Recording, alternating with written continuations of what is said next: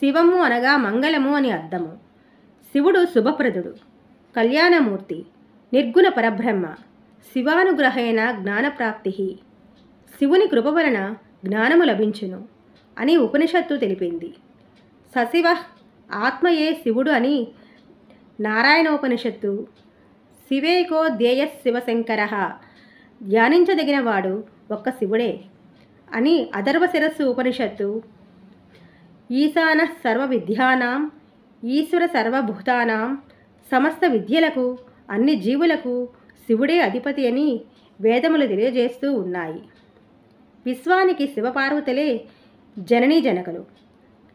ప్రథమనాదమైన ఓంకారము నుండి నమశివాయ అనడి పంచాక్షరీ మంత్రము ఉదయించింది.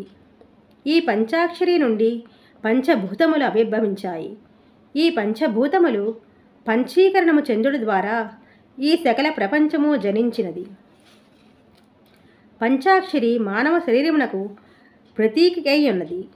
నా అనడి అక్షరము పాదములకు, మా అక్షరము ఉదరమునకు, శ్రీ భుజములకు, వా నోటికి, యా నేత్రములకు ప్రాతినిధ్యము వహించెను.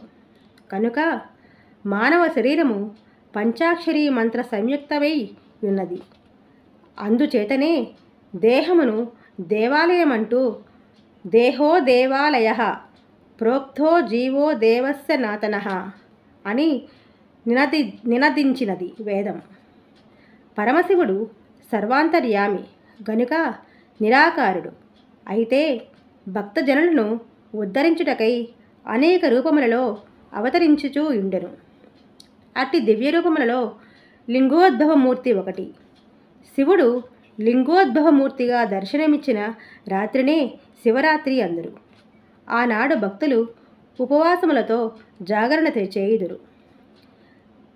సగుణ మరియు నిర్గుణోపాసములు రెండింటికి శివలింగము ప్రతీకి అయి ఉన్నది.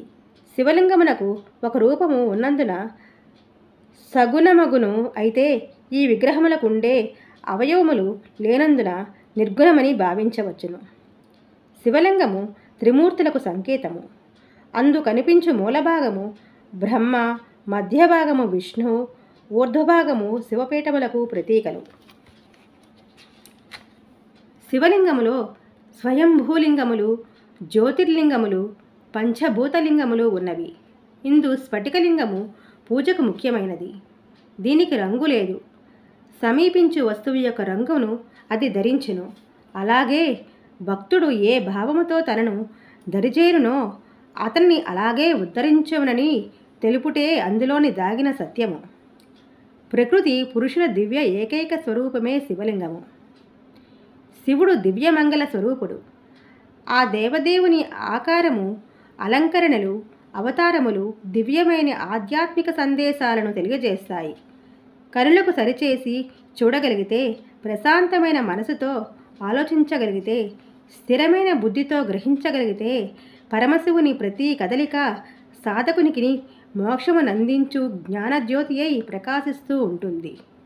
శివనామము సర్వపాపములను దహించి భక్తులను ఉద్ధరించి రక్షిస్తుంది.